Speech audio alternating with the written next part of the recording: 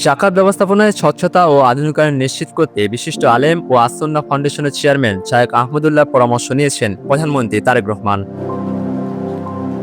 ধর্ম বিষয়ক মন্ত্রী কাজী শাহ মোফাজ্জল হোসেন কায়কোবাদের নেতৃত্বে জাকাত বোর্ডের চেয়ারম্যান এবং শায়েখ আহমদুল্লাহ প্রধানমন্ত্রীর সঙ্গে এই বিশেষ বৈঠকে অংশ নেন। সংশ্লিষ্ট সূত্রগুলো গণমাধ্যমকে বলেন, দেশে জাকাত সংগ্রহ ও বিতরণ ব্যবস্থাকে কিভাবে আরও কার্যকরভাবে দারিদ্র্য বিমোচনে কাজে লাগানো যায় সেই বিষয়ে অভিজ্ঞ আলেমদের মতামতকে সরকার অত্যন্ত গুরুত্ব দিচ্ছে। বৈঠকে শায়েখ আহমদুল্লাহ জাকাত ব্যবস্থাপনা ধর্মীয় ও পরবিক দিকগুলো প্রধানমন্ত্রীর সামনে তুলে ধরেন। বিশেষ করে বেসরকারি পর্যায়ে আস-সুন্নাহ ফাউন্ডেশন যেভাবে জাকাত ও ত্রাণ কার্যক্রম পরিচালনা করছে তার সফল মডেলগুলো নিয়ে আলোচনা করা হয়।